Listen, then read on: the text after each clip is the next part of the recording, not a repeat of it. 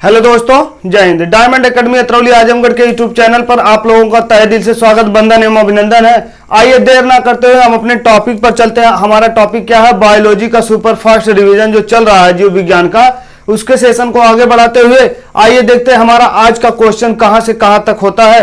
अब आप लोगों से दोस्तों हमारा विशेष करके एक गुजारिश है कि आप लोग हमारे इन बताई हुई बातों के साथ साथ आप लोग कलम और कॉपी लेकर बैठा करिए। अपने साथ एक डेली निर्धारित टारगेट फिक्स करिए। उस टारगेट के अकॉर्डिंग अपना पूरा समय उस पर अचीव करने पे लगा दीजिए और आने वाले कॉम्पिटिटिव एग्जाम में आपका बायोलॉजी से एक भी क्वेश्चन यहां से जाने वाला नहीं है। तो आइए देर ना करते हुए हम अपनी टॉपिक पर चलते हैं, देखते हैं। पत्ता गोभी का खाद्य भाग हमारा पदार्थ पूछता है, संग्रह करता है तो पत्तियों के द्वारा, ठीक है।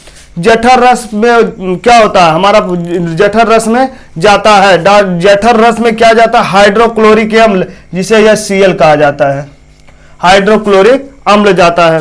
लाइकेन में परस्पर सहजीवी मौजूद होते हैं, कवक एवं शैवाल, ये दोनों पर पराजीवी मौजूद होते, सहजीवी मौजूद होते हैं। डोबलकार द्वार कोशिकाएं किसमें होती है? डोबलकार कोशिकाएं जो हमारे आपके गेहूं की फसल यानी गेहूं में होती है। गुद्देदार थैलमस किसके खाने योग होता? गुद्देदार थैलमस किसके खाने योग होता? सेब का। और पूछ ले सेब में कौन सा अम्ल पाया जाता है? तो मैलिक अम्ल पाया जाता है। भोजन का पाचन कहां से शुरू हो जाता है? तो भोजन का पाचन जो मनुष्य के मुख से ही शुरू हो जाता है। यही पूछ रहा है, मनुष्य के मुख से प्रारंभ हो जाता है भोजन का पाचन। अब भोजन का अवशोषण कहां पर होता है? पूरी तरह से जो हमारा आपका भोजन कहां पर पचता है? छोटी आंत में। और छोटी आंत हमारी कितने प्रकार की होती है? 3 प्रकार की छोटी आंत को बताया, duodenum, jejunum, ileum, DJI, duodenum, jejunum, ileum. तो हमारा सबसे ज्यादा भोजन जो है इलियम वाले भाग में रहता है। रक्त समूह होता है, हमारे आपके रक्त समूह मानव शरीर में पाया जाता है। A पाया जाता है, B पाया जाता है, AB पाया जाता है एवं O पाया जाता है। रक्त समूह का सर्वप्रथम खोज करने का श्रेय किसे जाता है? तो लैंडस्टीनर नामक वैज्ञानिक को सबसे पहले खोज का श्रेय जाता है।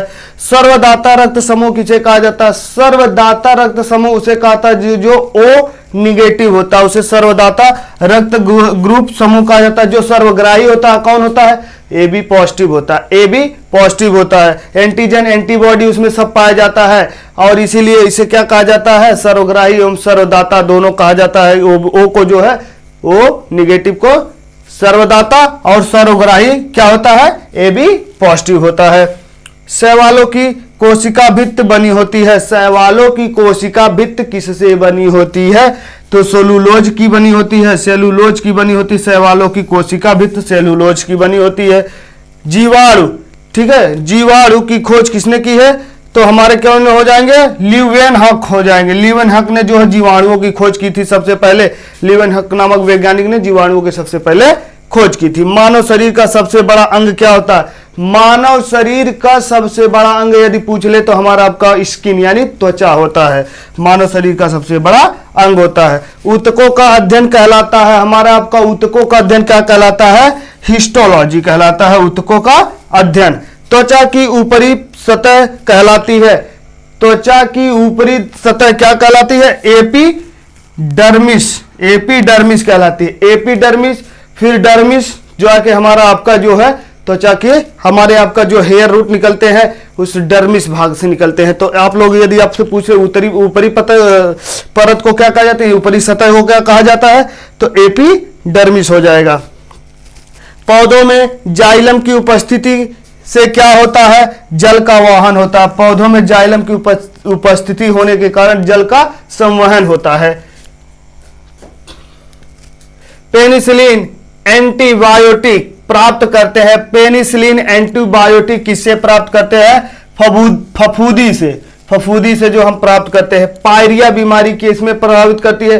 पायरिया बीमारी हमारे आपके दांत के मसूड़ों को प्रभावित कर देती है, जिससे हमारे दांत के खूनों से क्या होता है? मसूड़े से ब्लड आता है यानी कि खून आता है।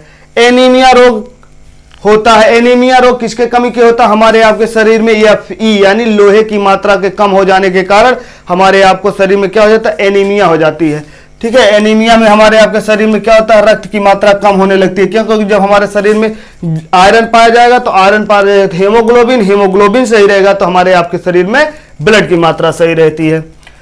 हमारी आंख किस तरह काम करती है? आंख का रेटिना कार्य करता है कैमरे की फिल्म यानी पिक की तरह। हमारी आपकी आंख का रेटिना जो कार्य करता है।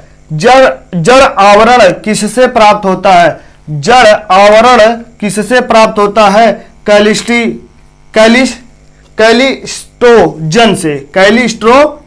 कैलिस्ट्रोजन से हमारा आपका जल जो है आवरण जो होता है ये हमारा आपका कैलिस्ट्रोजन से होता है। रक्त का अध्ययन क्या कहलाता है? हमारे आपका पूछ ले ब्लड का अध्ययन क्या कहलाता है? तो हमारा हो जाएगा हेमाटोलॉजी।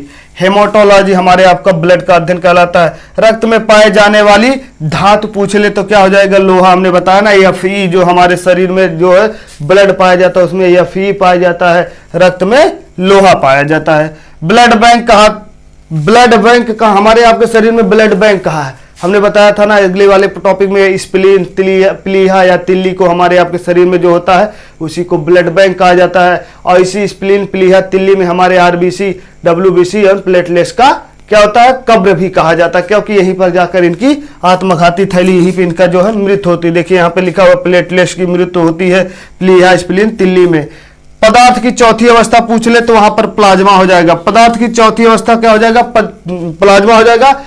पदार्थ की इस समय कुल 5 अवस्था है: ठोस, द्रव, गैस, प्लाज्मा और बोस-आइंस्टीन ये 5वीं अवस्था पदार्थ की पाई गई है। रक्त का कितना प्रतिशत भाग में प्लाज्मा होता है? हमारे आपके रक्त के कितने % भाग में प्लाज्मा होता है? तो हमारे आपके रक्त में लगभग 16 यानी 60% प्लाज्मा ही पाया जाता है जो हल्का पीला रंग का होता है। ठीक है।